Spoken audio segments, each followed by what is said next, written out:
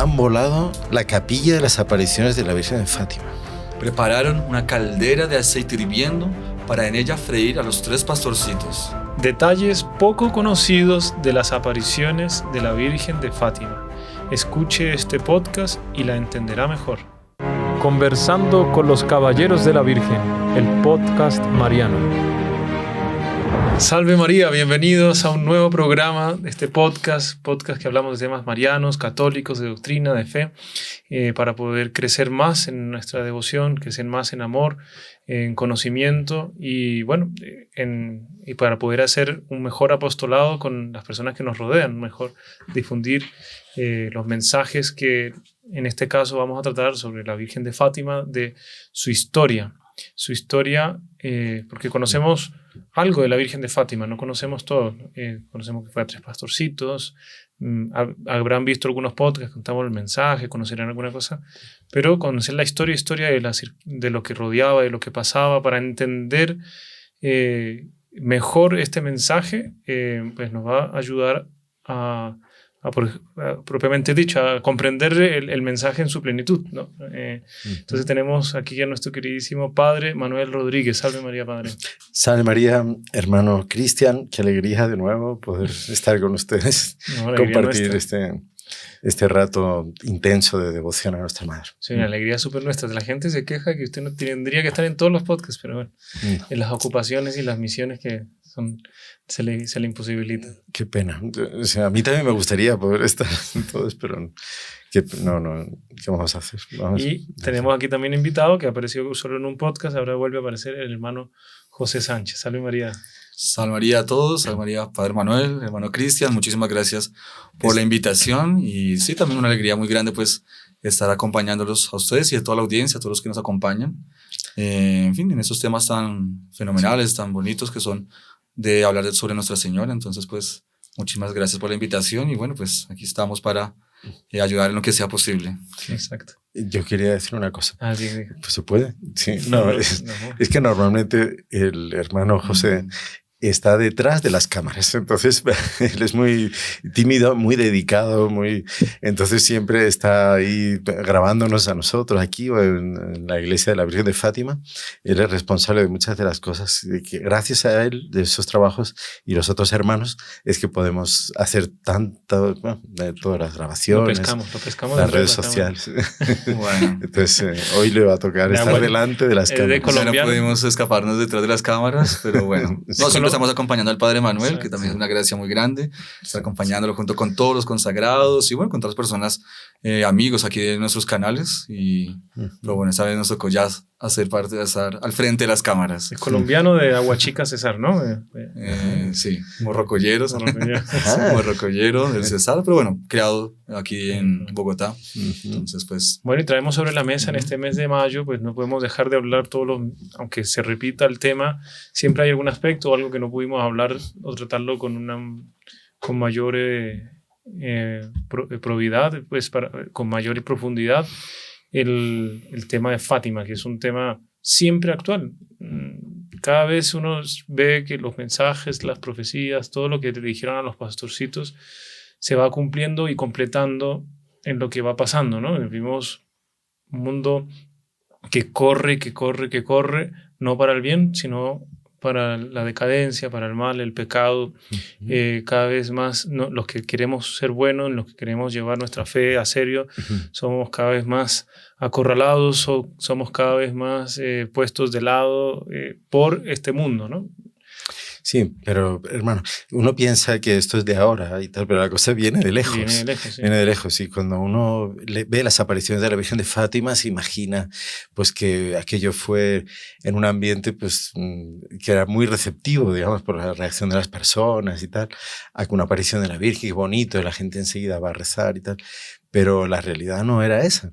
El ambiente que había en Portugal en aquella época era de una gran persecución contra la fe. Y esto pocos lo saben. Entonces, para ver cómo la Virgen actúa y quiere contrarrestar la acción de persecución contra el bien, contra la fe. Eso es interesante, Padre, que nos lo explique. ¿Cuál era la situación mundial, puntual en Portugal, la situación política, la iglesia, qué estaba pasando con la iglesia. Portugal siempre fue un reino católico.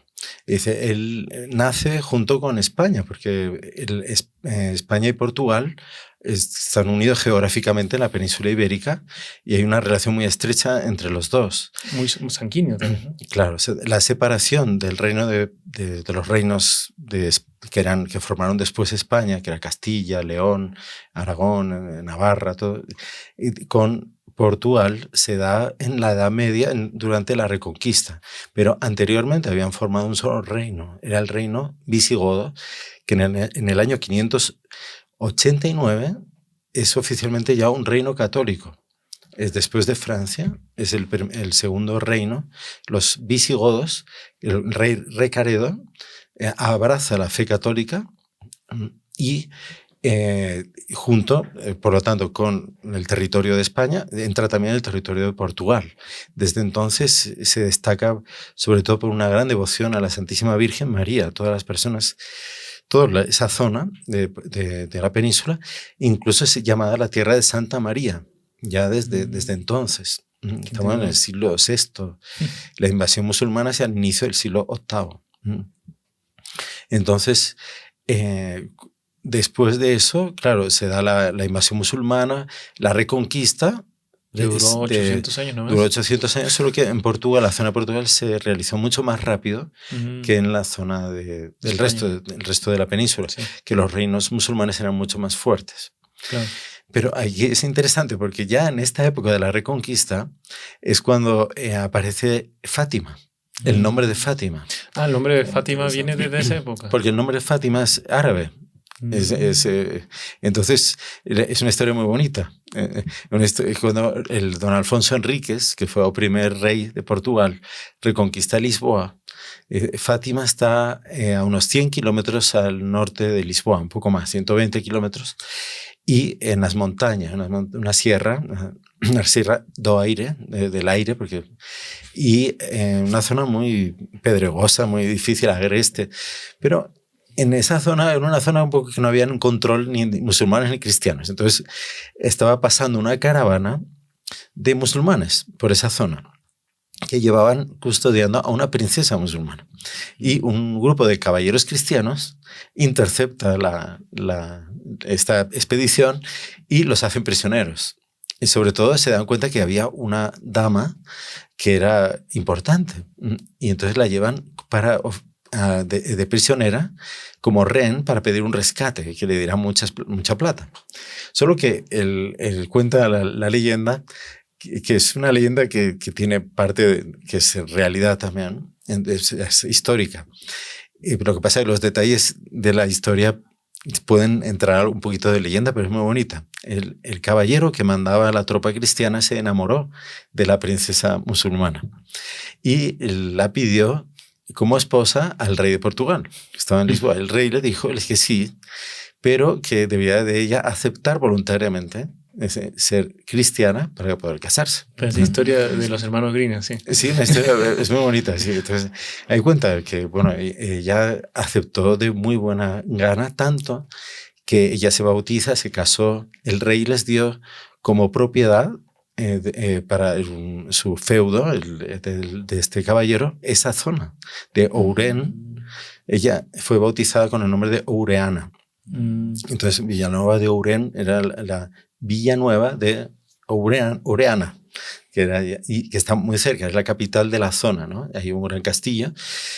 Ella vivía por allí y hacía obras de caridad y en todo el territorio de su marido, y era muy querida por todo el pueblo. Entonces ella fundó varias parroquias, etc. Entre ellas fundó un lugar que después de la muerte de ella le pusieron el nombre de ella, porque fue enterrada allí y la gente le tenía mucho cariño por la bondad de ella y tal. Entonces la gente le empezó a llamar a ese lugar Fátima. Fátima. Por el nombre de ella. Por el nombre de ella. Ahora, ¿ya había renunciado a su familia, a la familia?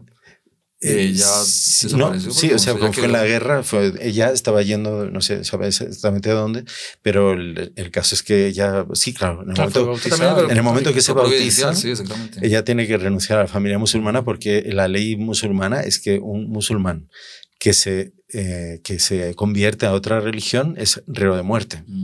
Entonces la matarían. Sí. Entonces, pero en este caso, como era la reconquista, la guerra y tal, ella simplemente... Claro. Seguramente ya conocía algo del cristianismo, lo que fue que había una cierta... Sí, ya preparación. Y interesante fue. Fue para ya preparar el lugar, justamente. Esto fue ya en el siglo XII, 1100 y pico, así. Entonces, allí, esta zona de Portugal es curiosísima, se convierte un poco en un centro de una fuerte espiritualidad mariana. Impresionante. Y esto, unos poquitos años después, se da a 20 kilómetros de la actual Fátima, se da una batalla decisiva en la historia de Portugal, por la cual se reafirma la independencia de Castilla. Fue la batalla de Aljubarrota. Castilla quiere invadir de nuevo Portugal con un potente ejército. Portugal tiene un ejército muy pequeño. Y un santo, que era el condestable, el jefe de las tropas del rey de Portugal, era el que fue canonizado hace poco. En el año 2009, por el Papa Benedicto XVI, San Nuno Álvares Pereira. Es bonita la historia. Tenemos que hacer un podcast sobre San Nuno Álvares Pereira. Solo de Luis. Tiene muchos hechos impresionantes. Impresionante, sí. Y este hombre, un devoto de la Virgen impresionante. Tanto que él, cuando terminó la batalla y ya reafirmó la Casa Real de Portugal, que era como que la misión histórica de él pidió para renunciar. Él quedó viudo, él renunció a todos los cargos militares, etc. Y se fue a vivir de monje. Leigo. Ni sacerdote. Él era, pues, que cuidaba... Bajo obediencia. Él barría el patio. El haber sido comandante. El más humilde de los hermanos. De un monasterio que se fundó por orden del rey en Aljubarrota, que se llama el monasterio de Batalla. Cuando uno va a Fátima, está a 20 kilómetros. Hay que ir a verlo porque es un lugar precioso. Una iglesia gótica espectacular. Están las famosas capeliñas, ¿cómo se llama? Inconclusas. Y eso era el lugar donde se enterraban los reyes de Portugal hasta el siglo XVI. Entonces, en ese lugar es que él vivió como monje. En ese lugar donde había sido la batalla y que él venció. El rey, por inspiración de él, mandó a todos los fieles, a todos los súbditos del reino, rezar el rosario, ¿no? Entonces, para poder vencer a los castellanos, ¿no? Entonces, y fue la victoria fue un milagro, fue una cosa. Claro, todo hace oración, tiene que ser. Y entonces, fíjense, está a 20 kilómetros de Fátima. Bueno, ahí fueron pasando los siglos, fueron todas las vicisitudes, las guerras, etcétera, todo lo que hubo. En el siglo XVIII, ya en 1700 y pico, un rey de Portugal le entrega el gobierno, de hecho, a un marqués, al marqués de Pombal. Este hombre era masón. Era malísimo. Era especialmente, odiaba a la Iglesia Católica, etcétera. Toda la evangelización que vino de Europa para América, el marqués de Pombal era el más contrario a todo eso. Él es uno de los primeros reinos que expulsó a la orden jesuita y empezó toda una labor de zapa, de lucha contra los fundamentos cristianos de Portugal desde el siglo XVIII.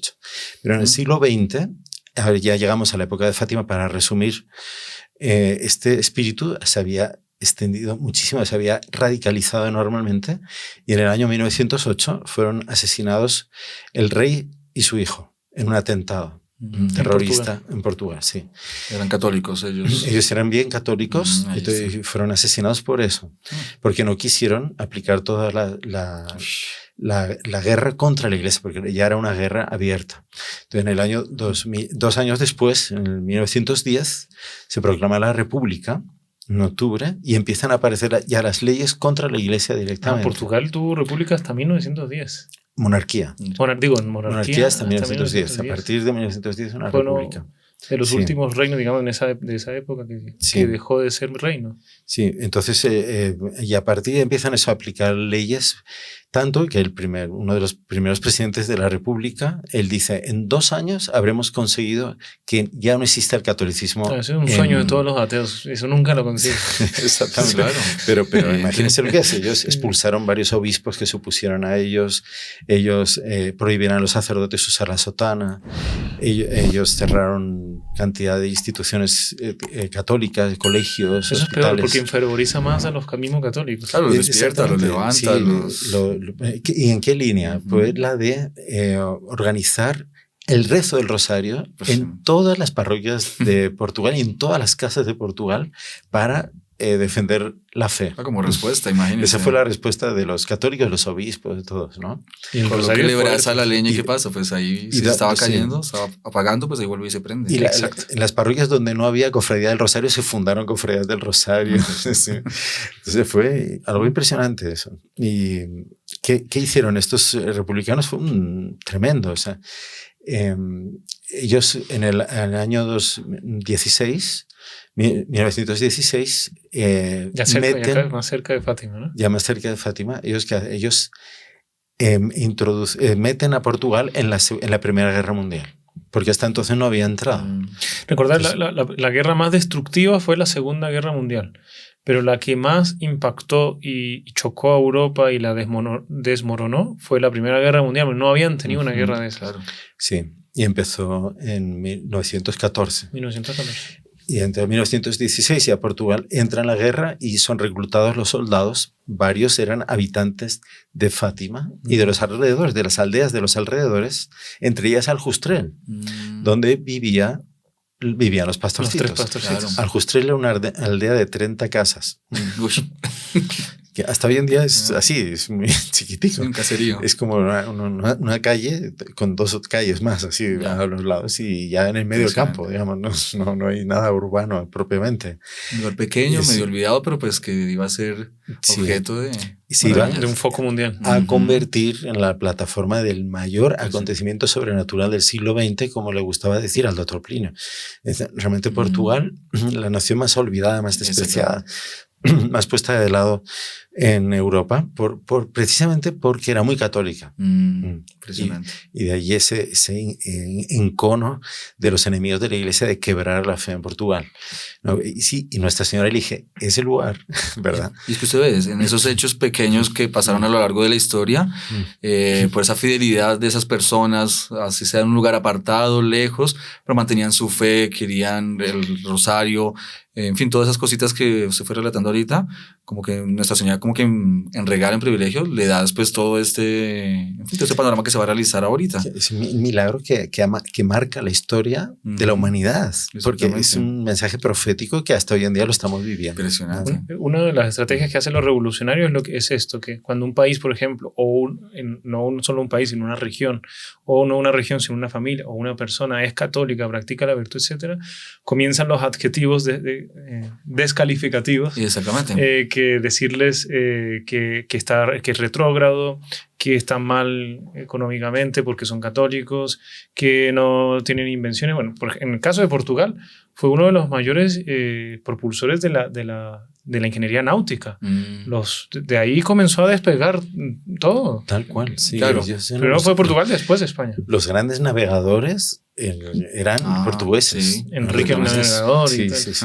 Eran portugueses. Claro, primero tal vez los enemigos intenten silenciar. Pero evidentemente la verdad nunca va a poder ser apagada. Es una luz que, o sea, es imposible ocultar. Entonces, en la medida que no pueden silenciar, ahí después viene la persecución, vienen los ataques, vienen las mentiras, calumnias. Para que no se asusten si les pasa eso. Al contrario, siéntense privilegiados, es un galardón. Claro. Porque justamente como que esta historia de Fátima también se encaja en el contexto pues evangélico. O sea, lo que pasó con nuestro Señor, lo que pasó en el Evangelio, al inicio con la iglesia, vemos que se va a desarrollar también con Fátima. ¿Cierto? Exacto. Persecución, ataques, por medio de todo eso, pues mucha fidelidad por parte también de los pastorcitos. Y bueno, cómo se va entrando todo eso en el contexto que también es lo que va a contar ahorita el hermano José. Después vamos a hacer una pequeña pausa. ¿Ya? Sí, que ya se está. No, pero quería también recordarle a todos los que nos tuvimos contacto particular, el Padre Manuel, con las personas de la gira, que fue una gira muy bonita, una gira que marca los corazones de las personas. Impresionante, impactante. Un antes y un después. Esto va a ir en un crescendo a través de la advocación de la Virgen de Fátima, ¿no? Sobre todo ella, que es Fátima. Ahorita mayo, mes de las madres, pues un homenaje que realmente pues causó ese gran impacto y pues que tiene que causar mucho más, o sea, como que sea el inicio exactamente, una nueva era, repercutir y aumentar todavía más. Entonces ya volvemos, lo dejamos en una pausa. No olviden dejar su like, que eso ayuda a que los motores de búsqueda de YouTube hagan que se muestre más este video. Ya volvemos. Hay tantas interpretaciones de la Sagrada Escritura, hay tanta confusión sobre la Biblia. Es necesario conocer la verdadera interpretación católica de la Biblia. Por eso los Caballeros de la Virgen han preparado un podcast bíblico que todos los domingos a las 6 de la tarde les dará el hermano Gabriel Escobar. No se lo pierdan. Bueno, continuamos con esta historia de la Virgen de Fátima, más actual que nunca, pese a que ya pasaron más de 100 años ya de la aparición de Fátima, pero que podemos traer muchas enseñanzas para nuestros días, para cada uno individualmente y cómo debemos actuar, ¿no? Al final vamos a hacer la conclusión de este podcast dando algún aplicativo para nuestros días. Padre, bueno, entonces ya tenemos el contexto histórico, sabemos qué pasó por Fátima, dónde surgió, Aljustrel, usted mencionó que era donde nacieron los 3 pastorcitos. Los 3 pastorcitos, ellos eran pequeños, ya habían nacido, en 1917 se les apareció, eran chiquitos. Pero... Sí, eran muy pequeños. O sea, la mayor era Lucía, ¿no? Sí. ¿Qué pasa? Los 3 no eran hermanos. Lucía era prima hermana de Francisco y Jacinta, ¿vale? Era la menor de todos los hermanos, que eran 8. Su papá era hermano de su tía, que era tía Olimpia, que era la mamá de Francisco y Jacinta. Francisco tenía un año más que Jacinta. El de Jacinta era el del medio. Jacinta tenía 7 años, ¿no? Digo, Francisco era el del medio, Jacinta era la 7. Y Lucía era mayor. Lucía tenía 10. 9, 8 y 7. La aparición de la Virgen tenía 10. Pero sabe que la Virgen les fue preparando con antelación. Claro. Cuando tenía 8 años, ella estaba con otras 3 niñas que no eran ella, no eran los primos, rezando, jugando por el campo con esas otras niñas, y de repente fue la primera aparición de un ángel que ella tuvo. Y las niñas tuvieron, eran 4 niñas del pueblito. O sea, antes de la aparición de la Virgen de Fátima había ya indicios de revelaciones, de apariciones a los niños. Tuvieron Sí, en el 1915 entonces fue que ellos estaban en el campo y aparece como una nube luminosa así por encima de los árboles del lugar donde ellos están. Es una zona montañosa, entonces tiene elevaciones, tiene covas. La cova, diría, es como un pequeño valle, digamos, no es una cueva, pero es como una hondonada, ¿no? Es una cosa así. Entonces esas pequeñas colinas y hondonadas, entonces ellas estaban por una colina y vieron aparecer una luz luminosa que se iba aproximando, y en esa luz aparece una figura humana de un joven que se les acerca, pero no les dice nada. Quedó solamente en silencio así, y ellas estaban rezando el rosario. Y así fue 4 veces, se les apareció en el año 1915. Lucía con otras niñas. Con otras niñas de allí, sí. Y claro, como un niño, pues tenía 8 años, imagínense si era tan pequeño. Entonces, esas cosas pues se olvidan, continúa jugando, como en medio de un juego, pues una cosa que pasa, normal, ¿no? Mucha trascendencia, ¿no? Que algo normal. Sí, pero, o sea, digamos, ni lo comentaron ni nada. Entonces, Lucía lo cuenta, pues se acordó después. Claro. En el año siguiente, sí, en 1916 se da, justo cuando Portugal entra en la guerra. Entonces, la primera manifestación del ángel, ya con palabras, hablándoles a ellos, y esa Jacinta, a Lucía con Francisco y Jacinta, ya los 3. Entonces ya son apariciones con una finalidad más precisa, digamos, ¿no? Pero ellos tenían muy claro que existían los ángeles, o sea, para ellos era lo más natural, sí, que apareciera. Y siempre lo describe de una manera muy, muy bonita. Lucía era una luz que tomaba como la forma de un aspecto humano, de un joven de 14, 15 años, pero que era como de cristal y estaba atravesado por rayos de luz, ¿no? Impresionante. Así, ¿no? También cómo describir un ángel, ¿no? Como ellos lo intentan colocar en términos humanos, pero pues es algo meramente, o sea, sobrenatural, místico. Sí, imposible. Una luz más blanca que la nieve. Era lo que ellos conocían. Allí a veces nevaba. No existe en la Tierra un blanco como ese. Traer lo sobrenatural a lo natural, explicitarlo. Sí, con un color transparente, o sea, no tiene color, o sea, no es un color, sino que es... Claro. Pero sí, digamos. Y les habla, les dice, no temáis, soy el ángel de la paz. orad conmigo. Entonces, acaba de empezar la guerra, Portugal acaba de entrar en la guerra y ya les dice, yo soy el ángel de la paz, ¿no? Y ahí ellos se postran en tierra con él, que ellos hacen lo mismo que él hace, como niños, ¿no? Imagínense, entonces ella tenía 9 años y los otros tenían 7, casi 6 años y 5 años. O sea, son unos niños, o sea, pequeñitos, muy... Sí, muy chiquitos. Nunca habían ido a la escuela, eran las primeras veces que salían al campo con Lucía, que su mamá les dejaba, porque Lucía ya salía y ellos dos eran muy amigos de ella, pero no les dejaba ir porque eran muy pequeños. Realmente Jacinta era más pequeña que las ovejas. O sea, las ovejas las llevaban a ella, digamos, ¿no? La cuidaba a ella. Porque... Eso pasa con mucho en la vida mística, ¿no? Hay vidas místicas que son como de choque, que de repente comenzó a ver y comenzó a tener una relación mística, ¿no?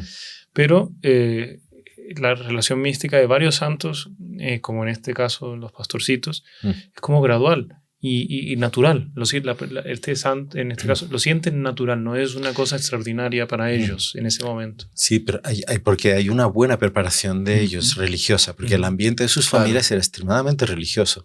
O sea, en la mamá de Lucía era la que sabía leer de allí en el pueblo, digamos. La única, no. Entonces, sí, prácticamente sí. Entonces, ella era capaz de leer, leía el catecismo, leía la Biblia, toda la noche se juntaban todas las vecinas en la casa de ellos, no había televisión. Entonces, era la lectura que hacía ella y les enseñaba catecismo ya a ellos. Por eso, Lucía hizo la primera comunión en el año 1910. Ya. Sí, fíjese que el Papa San Pío X ya había dicho que los niños debían de comulgar en cuanto tuvieran un discernimiento de lo que era la comunión. Y él mismo había profetizado que habrá niños santos.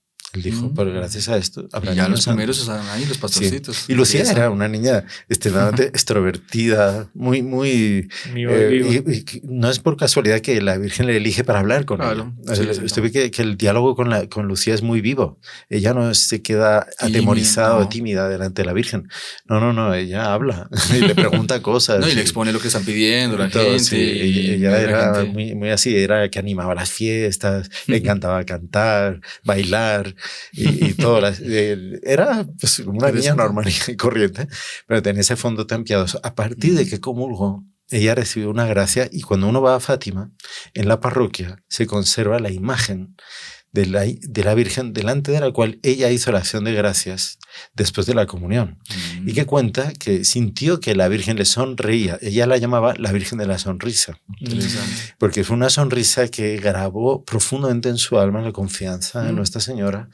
Y es curioso, ¿no? Y le dijo, no te preocupes, dice, yo te voy a cuidar, yo voy a preservar esta gracia de la primera comunión de tu inocencia que nunca la vas a perder. Impresionante. Ella tenía miedo de perder la inocencia. Un santo temor de poder custodiar pecar, exactamente, interesante. Sí, porque claro, el mundo también en la época no era tampoco eran todos santos, ¿no? Claro. Y era un lugar perdido, pero había cosas malas. Claro. Y entonces, ¿cómo fue la primera aparición? Sí, entonces el ángel les enseña... Primero las luces, después al año siguiente ya se les aparece a los 3. ¿Y qué les dice el ángel? El ángel les dice, rezad así, ¿no? Dice, yo creo, Dios mío, yo creo, adoro, espero y os amo. Os pido perdón por aquellos que no creen, no adoran, no esperan y no os aman. Y eso lo repitió 3 veces, después él se levantó y ahí les dice, orad así, los corazones de Jesús y María estén atentos a la voz de vuestras súplicas. Y el ángel desapareció. Y ahí dice que cuando el ángel desaparecía, ellos se quedaban como que aniquilados, así, se quedaban sin fuerzas. Y dice, porque era... Estar delante de una presencia angélica es una naturaleza tan superior a la humana como que les chupaba la energía.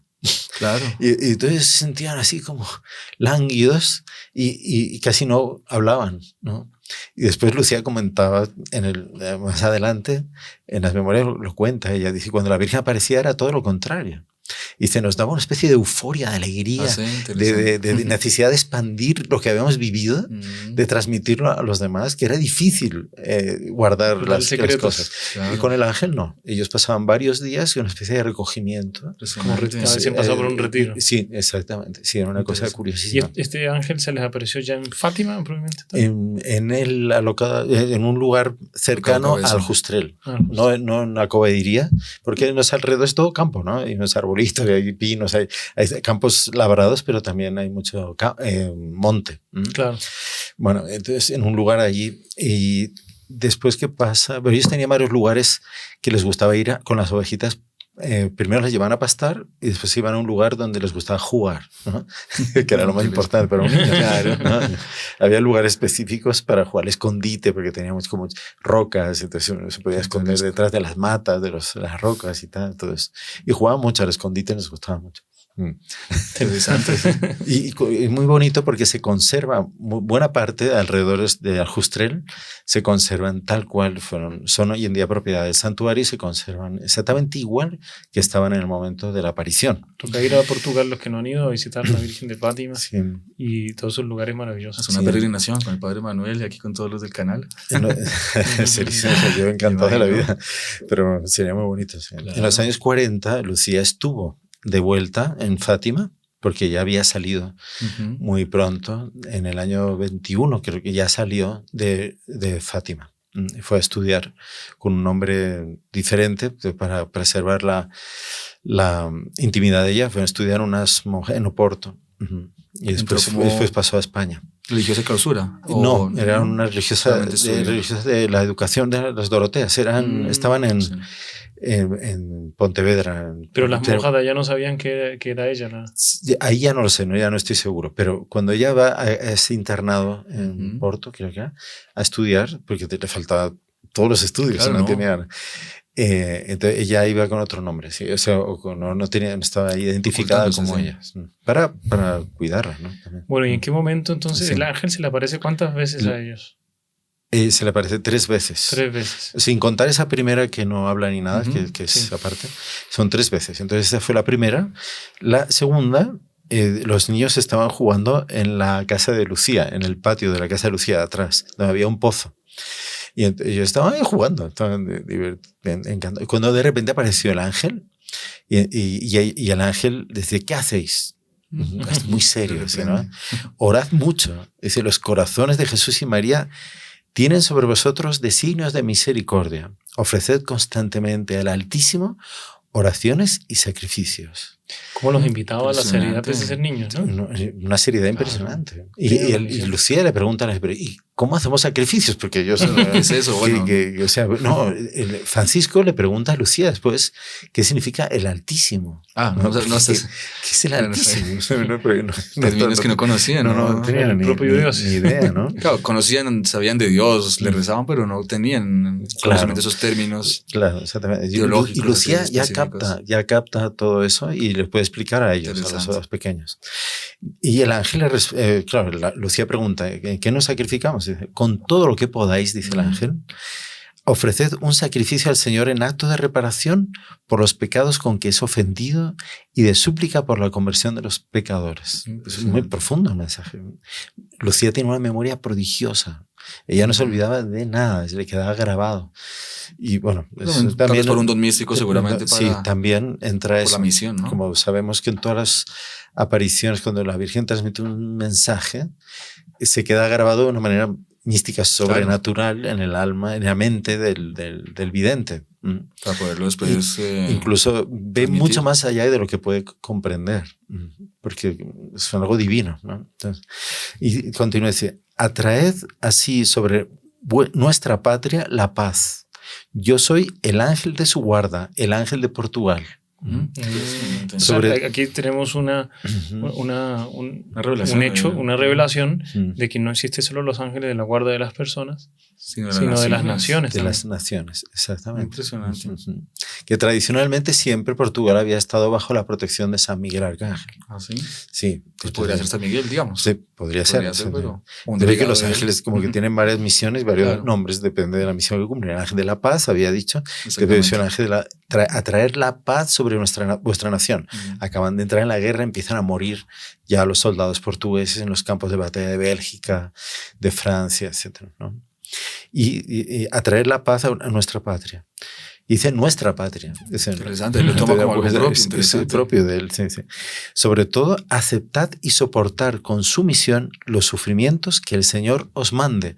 Esto nos sirve para todos. Sí. Y a veces pensamos, no, que tengo que hacer un ayuno, que no sé qué, pero después no somos capaces de soportar una contrariedad en nuestro hogar, en nuestra casa, el ángel les dice los sacrificios que deben de hacer son esos. Ahí está la preparación que tuvieron los 3 pastorcitos hasta la aparición de la Virgen de Fátima. Ya hicimos un podcast contando aparición por aparición. Ahorita estamos dando un contexto histórico, pero vale la pena ver cómo fue ya preparados por el ángel, les da el ángel llega con la comunión también. Esa es la tercera aparición. Ya más cerca de... Entonces toda la relación entre la penitencia, entre la oración, entre la Eucaristía, y cuando ellos ya estén preparados viene la aparición de la Virgen de Fátima para ese mensaje. Porque si uno tuviese la oportunidad de estar en el cielo y ir a decirle algo importante a la gente, oiga, no haga esto, haga aquello, no va a llegar con tonterías a decirle, oiga, qué bonito está el día, ¿no? Cada palabra que la Virgen de Fátima dio en Fátima está pesada y medida. Cada aparición, cómo estaba vestida, cómo no estaba vestida, cómo fue el milagro, cómo no fue el milagro. Y así en todas las apariciones, cada cosa tiene su sentido, no solo las palabras, sino las maneras de ser, cómo se apareció y a quién se apareció. Entonces, las apariciones de Fátima, propiamente tal, ya fueron en 1917. La primera aparición, ¿cómo se da, padre? La primera aparición de la Virgen de Fátima. De la Virgen de Fátima. Sí. Bueno, entonces no... Sí, que hay un detalle que es bonito tal vez de la última aparición del ángel, de la comunión, ¿no? Sí, es muy impresionante. ¿Quiere contar el de la comunión? Sí, porque... Sí, claro, porque se nos va el tiempo. Perdón. Vale. Igual, prácticamente las apariciones... Es muy importante. Sí, desenvuelven como que un mismo tema así específico, los sacrificios, la persecución, entonces podemos tratarlo después. Ellos no hubiesen podido soportar las persecuciones de las apariciones de la Virgen, que provocaron las apariciones de la Virgen, si no hubieran sido preparados por el ángel, sobre todo con la comunión. Claro. O sea, Lucía había hecho la primera comunión, Francisco y Jacinta no, porque no sabían el catecismo. Imagínense. El catequista fue el propio ángel. O sea, en este caso, el ángel aparece en la Loca do Cabezo, que era un lugar específico ahí un poquito más arriba del Justrel, y aparece con un cáliz y una hostia, que deja en el aire delante de ellos la hostia sobre el cáliz, y de la hostia caían gotas de sangre en el cáliz. Y él se postra con ellos en el suelo, arrodillado junto con ellos, con el rostro en tierra, y les dice, orad así, y les da la oración famosa de Santísima Trinidad, Padre, Hijo y Espíritu Santo, os adoro profundamente y os ofrezco el preciosísimo cuerpo, sangre, alma y divinidad de Jesucristo, en reparación de todos los pecados. Y al final, después de mucho rato repitiendo esa oración, dice, él se levanta, agarra la hostia, ¿verdad? Y se la da a Lucía. Y después, ministro. Sí, ministro sacerdotal. Sí, impresionante. Una Eucaristía mística, pero pues que se hace física ahí, ¿no? Sí, y después se le acerca a Jacinta y Francisco y les dice a ellos, tomad y bebed el cuerpo y la sangre de Jesucristo, horriblemente ultrajado por los hombres ingratos. Reparad sus crímenes y consolad a vuestro Dios. Y les dio el cáliz. Y ahí empieza la fuerza, ¿no? Para ellos, porque venía algo fuerte, algo pesado, ¿no? Claro. Entonces, Francisco, en la inocencia de él, le pregunta a Lucía, mira, cuando ya termina la aparición y se levantan, pero a ti te dio la comunión y a nosotros ¿qué nos dio? Porque ¿qué nos dio? Pues claro, Jacinta dice, es la comunión también, pero es la sangre de Cristo. Ella tomó el cuerpo de Cristo, nosotros somos la sangre de Cristo. Francisco y Jacinta comulgaron del cáliz, digamos. Los más pequeños comulgaron del cáliz. Es que eso vale la pena para que la gente sepa. Cuando nosotros comulgamos de la comunión del pan, es cuerpo, sangre, alma y divinidad. Exacto. Y si comulgamos del cáliz, Es igual. Cuerpo, sangre, alma y divinidad, no es que, claro, es que uno comulga el cuerpo y no comulga la sangre, ¿no? En los dos están todas las especies. Dios entero, completamente nuestro Señor, sí. Exacto. Y Francisco de cuenta, o sea, dice, yo sentía que Dios estaba en mí, pero no sabía cómo. Pero lo sentía, era algo extremadamente, bueno. Entonces, ahí sí, ahí ya podemos ahí entrar. Entra las apariciones. Ya estamos preparados, ya con primera comunión, con todo. Pero sí, pero aquí hay que ver algo, o sea, no vamos a ver aparición por aparición, porque ya hicimos el podcast, les vamos a dejar el link. Pero ver cómo la gente reaccionó a esto, porque hasta ahora estaba ahí en Fátima, en Cova de Iría, en el Justrer, todo eso no había salido mucho para afuera. Pero cuando comenzó a salir, ya lo que comentamos al inicio de este podcast, había una persecución. Ahí empieza propiamente lo que es la historia de Fátima con los niños. Y cuando no hay persecución, cuando no hay sangre, todas las apariciones tienen persecución, los tratan de locos. Y ahí es donde está el papel, digamos, como que evangélico que comentamos al inicio de Fátima, que todo tiene que ver evidentemente con nuestro Señor Jesucristo y se repite, tanto en la historia particular de un santo, de una persona justa, como en la misión de estos 3 pastorcitos y ya de una historia que entonces viene eso, la manifestación de la verdad. Y ahí vienen los ataques, calumnias. ¿Cómo fueron esos ataques, José? Bueno, no sé si entramos ya directo aquí porque ya esto es cuarta aparición, ya es la cuarta aparición, ya estamos... Vamos a cómo fue la persecución, cómo reaccionó la opinión pública delante de esto, porque comenzó a crecer, yo sé, aparición por aparición el público, pero si era un gobierno laico que perseguía a la iglesia, ¿cuál fue la reacción? Claro, ahí la consecuencia fue, digamos, el alcalde. Ahí fue todo inicio con el alcalde que, tristemente, inclusive llegan a decir que es un nuevo Nerón, por así decirlo, porque, claro, llegó a pensar y a maquinar contra ellos de forma terrible, y ahí es donde se da esta aparición, digamos, en la cuarta aparición, en agosto, que es con el alcalde, pues podemos dar el nombre de él, si bien que sí, claro. Arturo de Oliveira Santos. Entonces llega con un gobierno totalmente laico y masón, y pues evidentemente él queriendo lo principal, pues acabar con eso que estaba empezando a surgir, esa semillita de devoción, de las apariciones, claro, todo eso empieza a repercutir, pero entonces él decide acabar con eso. Entonces ahí es que se da que empieza esa persecución religiosa contra los niños, ¿verdad? Él inclusive funda una logia masónica ahí en Portugal, ahí en Ourén, y justamente con la intención de acabar con eso, acabar con la fe del pueblo y acabar con esa historia de Fátima que estaba ahí surgiendo. Pero pues él... Increíble, claro, ¿no? Esa gente no tiene pena ni con los niños. No, exactamente, no hay compasión, y ahí vamos a ver la crueldad hasta dónde llega. Y bueno, él aprovechándose de su poder, todo eso, claro, quería acabar con toda esa situación. Y entonces, bueno, empieza a analizar qué es lo que está pasando, ¿no? Entonces ellos se reúnen el 13 de cada mes en Cova de Iría para encontrarse con Nuestra Señora. Y en agosto, entonces cuando los niños están yendo rumbo para la aparición, él ofrece llevarlos en carro, ¿cierto? Pues ya estaba todo estaba maquinado, ya él había organizado todo eso.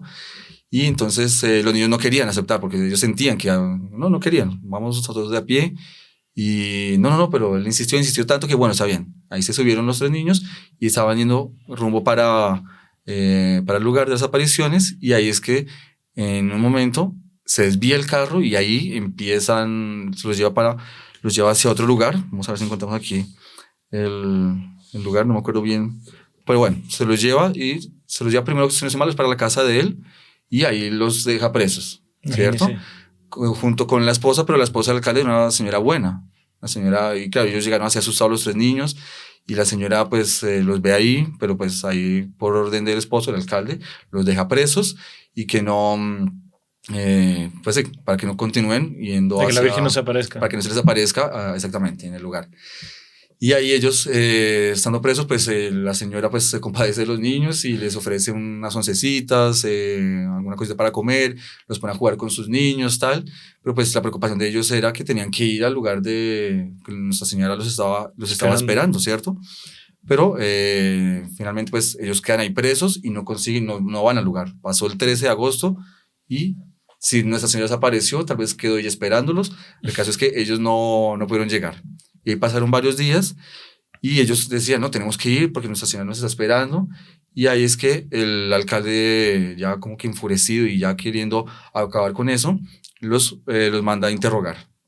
Los manda a interrogar y Imagínese. En ese interrogatorio dice que tienen que exponer toda la verdad, tienen que decir todo lo que está pasando, que todo eso es su invención, pero los amenaza, diciéndoles que si no dicen la verdad, si no confiesan el secreto, porque ellos decían, bueno, era eso, sobre todo el punto, que se hablaba de un secreto que Nuestra Señora había revelado y que ellos decían, bueno, Nuestra Señora nos dio un secreto, pues no podemos revelarlo, es un secreto, ¿no? Y ellos en su inocencia, pues muy obedientes a la voz de Nuestra Señora, pero el alcalde furioso dice, bueno, entonces voy a interrogarlos. Si no dicen la verdad, ya hay una caldera de aceite hirviendo donde ustedes van a ser puestos ahí, van a ser quemados, van a ser muertos ahí. Así. Exactamente, por eso es que dicen que tal cual como en la época de los primeros mártires.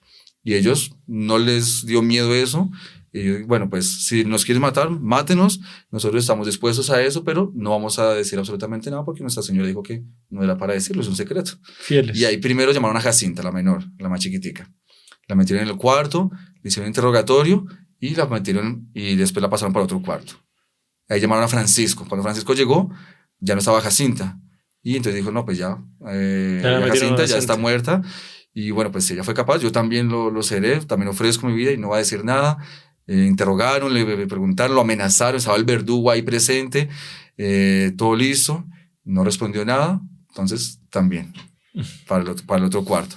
Y ahí llegó Lucía. Cuando llegó Lucía, no estaban los otros dos, y dijo, no, también, pues ya están, ya murieron, ya ofrecieron sus vidas, bueno, entonces yo también quiero unirme al sacrificio de ellos, también estoy dispuesta a morir, heroicos, niños de 7, 8, 9 años, y se quedó callada, en silencio, y la metieron al otro cuarto. Cuando llegó al otro cuarto, estaban Francisco y Jacinta felices, conversando entre ellos dos, no los había matado, era una mera amenaza del alcalde, pero para probar la fidelidad de los tres.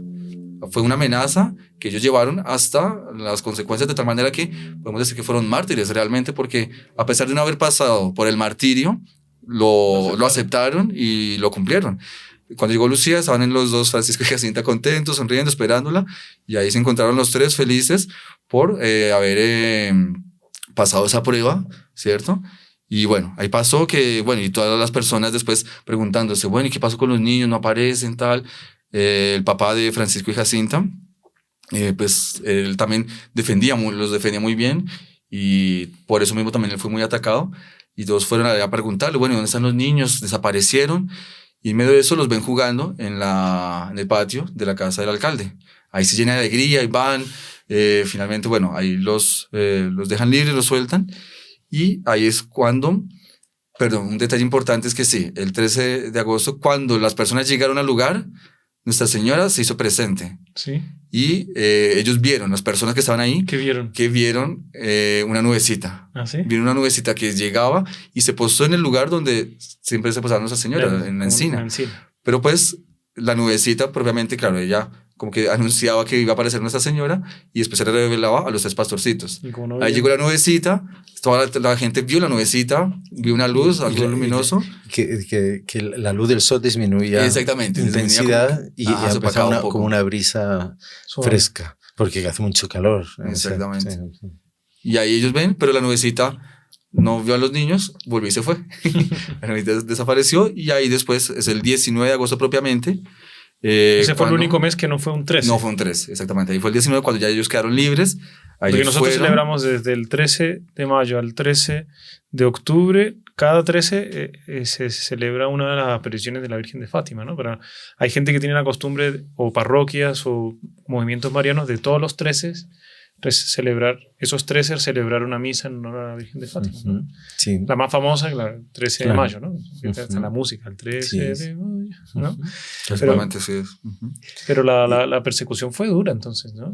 Sí, ya desde el principio, ¿no? Porque hemos pegado un salto a la aparición de agosto, pero el primer día de la aparición ya pasó algo, ¿no? Al día siguiente, ¿no? Sí, porque el 13 de mayo era un domingo y ellos habían ido bien temprano a misa.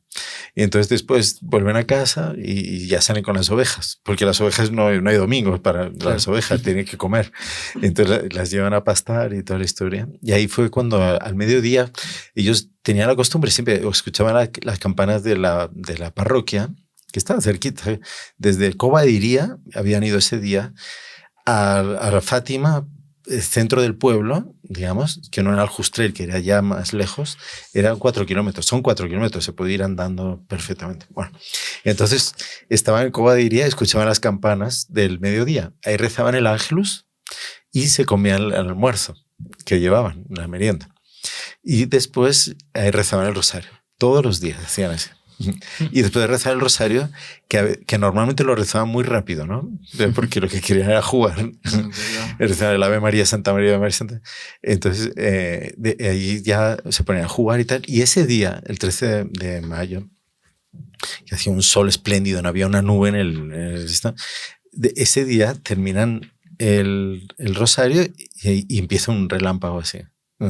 Una luz muy fuerte.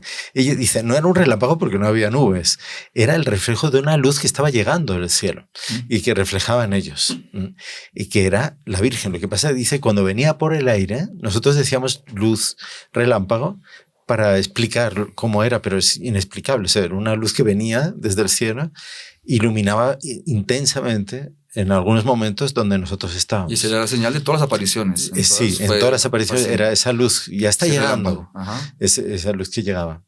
Y es muy curioso, ¿no? Cuando se iba, subía también la luz.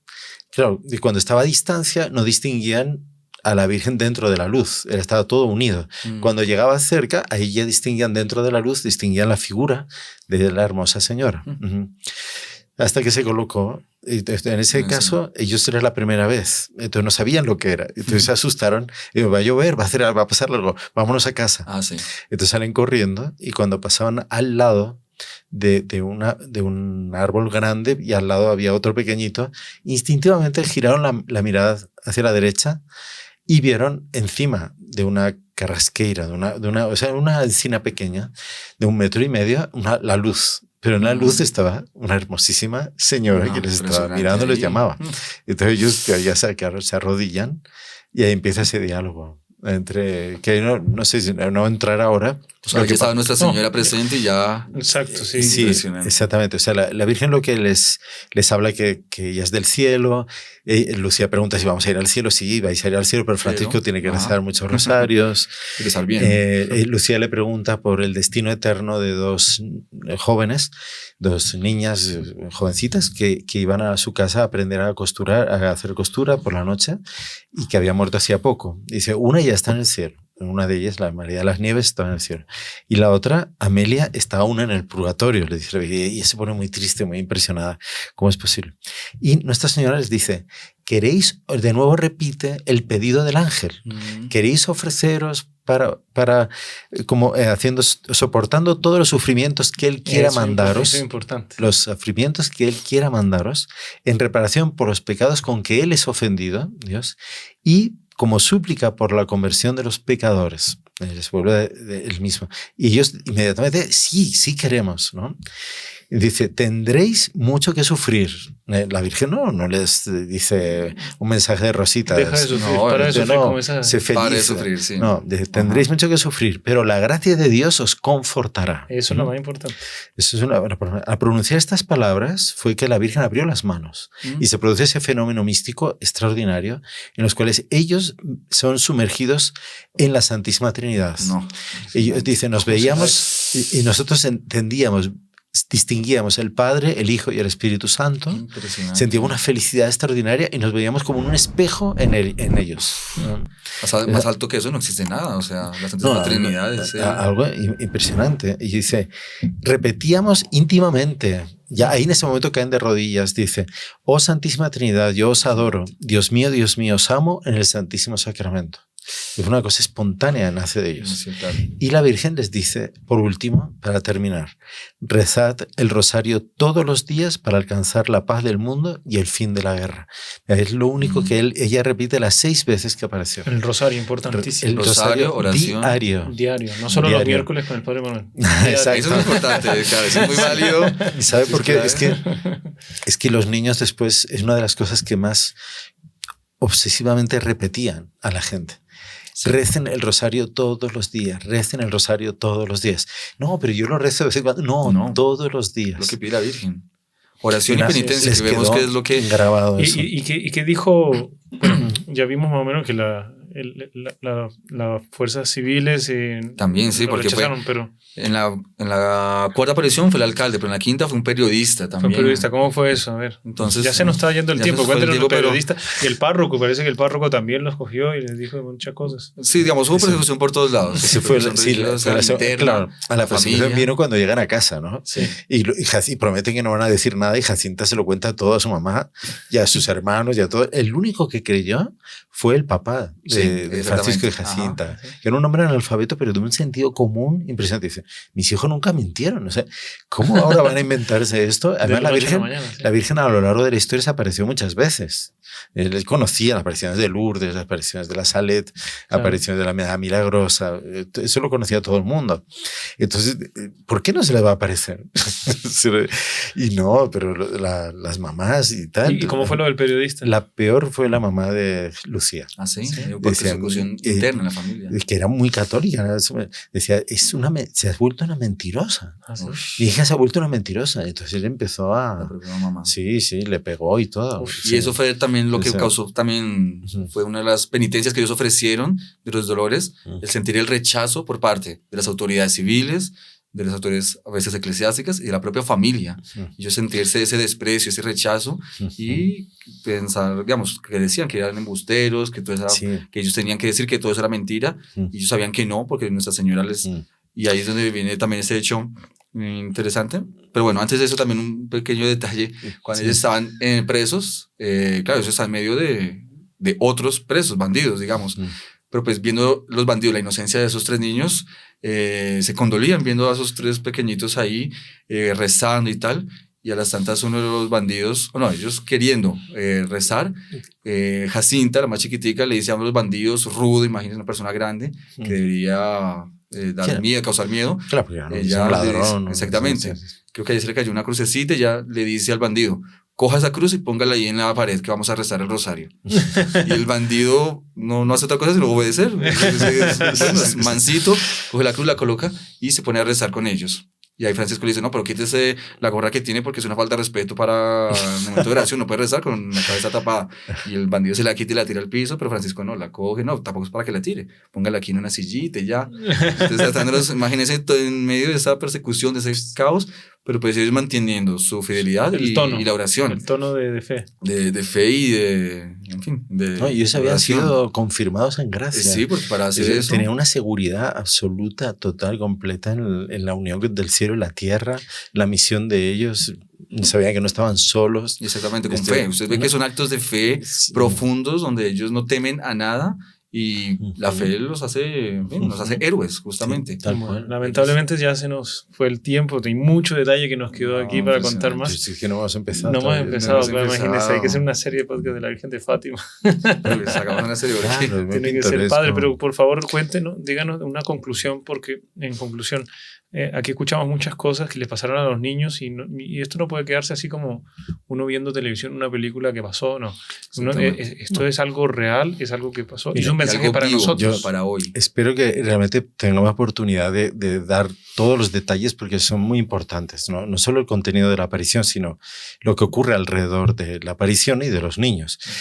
Y son pruebas tan elocuentes, tan fuertes, así de la realidad de la aparición y el efecto que produjo en las almas de ellos, de las familias, de toda la gente que empezó a ir a Fátima, todos los milagros que empezaron a aparecer y en la opinión pública de todo Portugal y del mundo entero, que de ahí va como poco a poco extendiéndose la noticia por el mundo entero y las personas van tomando posición delante de eso, o aceptan o rechazan y con rabia, con odio, pero como hubo muchísimos pecadores y gente que iba allí ya predispuesta a burlarse, a demostrar que era falso y tal, y que quedaron absolutamente deslumbrados y convertidos. O sea, iniciaron el proceso de conversión para ver cómo el mensaje era a través de 3 niños inocentes, absolutamente libres de cualquier tipo de contaminación, de preconceptos, de ideas,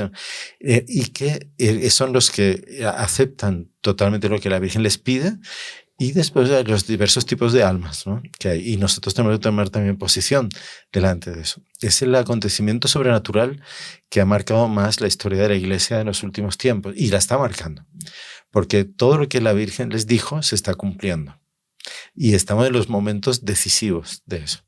La hermana Lucía escribió, a lo largo de su vida, larga vida, escribió varios libros.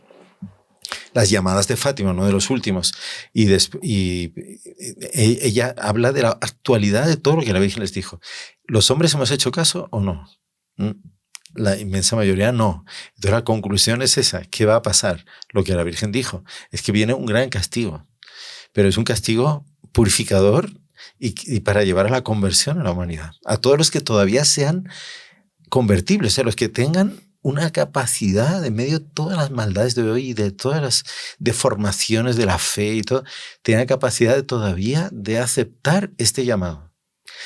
Porque hay que tener un mínimo de honestidad, un mínimo de inocencia en el alma para aceptarlo. Si no se tiene eso, si se corrompió ya hasta ese sentido de la verdad y tal, entonces no hay nada que hacer. Son personas que ya no son inconvertibles. Entonces, de ahí viene el castigo. Los que quieran asistir los podcasts, les vamos que hablamos del mensaje, hablamos de otros detalles que no hablamos aquí, porque esto es muy amplio, ¿no? Va a quedarnos 5 horas aquí, pero la gente tiene también sus actividades y el padre Manuel tiene que ir a celebrar misas, a bendecir hogares. Hay mucha gente que le pide. Entonces, compartan este video con sus conocidos, dejen su like, sus comentarios, sus preguntas. Y nos vemos prontamente en nuestros próximos programas. Entonces, Padre, le queríamos pedir una bendición final para este programa. Claro que sí. Ahí por intercesión de la Virgen de Fátima, de los pastorcitos, San Francisco y Santa Jacinta de Fátima, que la bendición del Señor Todopoderoso, Padre, Hijo y Espíritu Santo, descienda sobre ustedes y permanezca para siempre. Amén. Salve María. Salve María.